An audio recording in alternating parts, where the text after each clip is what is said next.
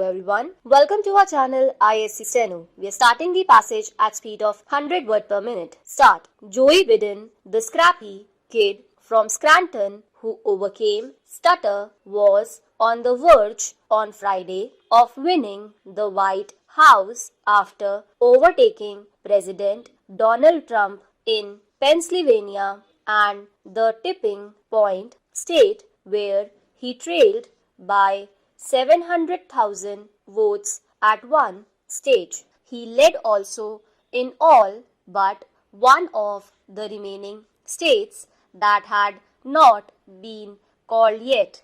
Pennsylvania 20 Electoral College votes alone will suffice. However, Biden has been at 264 votes according to the Associated Press tracker. Other news outlets have him at 253 with Arizona still up for grabs according them to President Trump's 214. That tally has remained unchanged for more than a day now. But as time passed and leads changed, he was fast emerging as the clear winner. The former vice president was expanding his lead over the president in Pennsylvania, was narrowly ahead in Georgia, 16 electoral college votes, a Republican stronghold that had last voted Democratic in 1992 and in Nevada 6. The President Trump was ahead in North Carolina 15, but that alone was not sufficient to get him anywhere near a credible path to victory. There was been no word from Biden or his campaign on the outcome till the time of going to print on Friday, but a sense of anticipation was setting in. His Secret Service security was being beefed up according to reports, and a no-fly zone order by the US Federal Aviation Administration went into effect for over his home in Wilmington, Delaware, but the Trump campaign reacted by, not surprisingly, rejecting increasing signs of the inevitability of Biden's victory. This election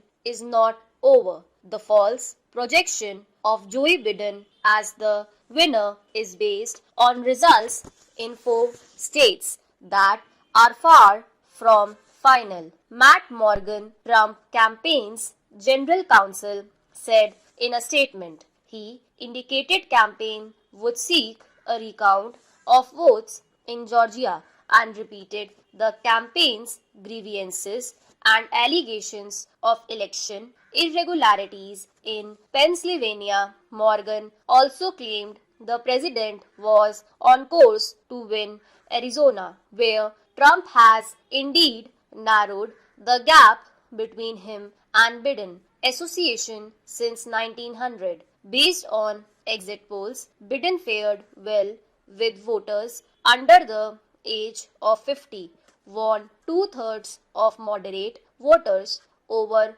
half of independents, and lured 8% of Trump supporters from 4 years ago. The real reasons for surprise lay elsewhere. Public opinion survey in key swing states overestimated Biden's lead over Trump by between 2% and 8%. The 5% of voters who determined their vote in the week prior to the election also broke overwhelmingly for Trump. Additionally, Trump fared better among minority groups relative to 2016, particularly older and college-educated Hispanic voters and younger African Americans. Although the most likely outcome at this juncture appears to be a Biden presidency, a Republican-led Senate and a Democratic House of Representatives, Trump's surprisingly strong showing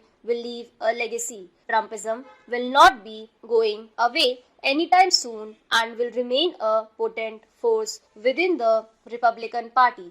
A narrower win may also serve as a check on elements of more radical agenda of the Democrats. This could in turn exacerbate divisions between the left-leaning, progressive and centrist wings of the Democratic Party. Already, the two factions are deriving opposite lessons from the Republicans' stronger than expected showing. While progressives believe they should not have made compromises, moderates fear that the left alienated some conservative constituencies. For a partner country such as India, the broad overarching implications of the election are real, even if the actual political outcomes remain fluid. Some of the changes wrought by Trump will remain among Republicans, but also as a consequence of a divided Congress and perhaps an equally divided Democratic Party. These strains might include a wariness of international trading agreements, overseas military commitments,